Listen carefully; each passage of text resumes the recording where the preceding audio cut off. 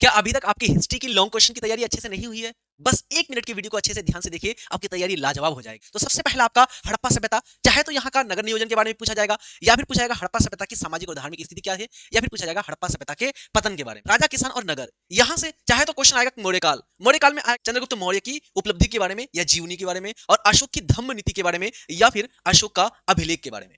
ठीक, गुप्तकाल की बात करते हैं तो गुप्तकाल को स्वर्ण काल क्यों कहा जाता है, या फिर चंद्रगुप्त द्वितीय की उपलब्धि के बारे में आपको क्वेश्चन आए। विचारक विश्वास और इमारतें, यहां पर क्वेश्चन आएगा, चाहे तो आएगा गौतम बुद्ध की जीवनी, या फिर इसकी उपदेश, या बौद्ध धर्म का पतन। और दूसरा आपका है महावीर स्वामी के बारे में, तो महावीर स्वामी की जीवनी या फिर महावीर स्वामी के द्वारा दिया गया उपदेश। एक ही क्वेश्चन पूछा जाता है विजयनगर साम्राज्य की उपलब्धि के बारे में। आपको क्वेश्चन आएगा अकबर से संबंधित, इसके अलावा किसी से क्वेश्चन नहीं आएगा। अब अकबर से 3 क्वेश्चन बनते हैं। एक तो आएगा अकबर के प्रशासन के बारे में, दूसरा आएगा अकबर का मनसदारी व्यवस्था के बारे में, और सबसे महत्वपूर्ण जो है वो है अकबर की धार्मिक नीति। इन 3 में से एक प्रश्न आपको बार-बार पूछे जाते हैं। यहां पर एक आएगा क्वेश्चन 1757 प्लासी के युद्ध के कारण और इसका परिणाम। दूसरा आपका है संथाल विद्रोह, और तीसरा आपका महत्वपूर्ण है भू राजस्व व्यवस्था, जिसमें अस्थायी बंदोबस्त, रैयतवाड़ी व्यवस्था और महलवाड़ी व्यवस्था। यहां से एक क्वेश्चन हर बार आता है, इस बार भी रहेगा 1857 का विद्रोह।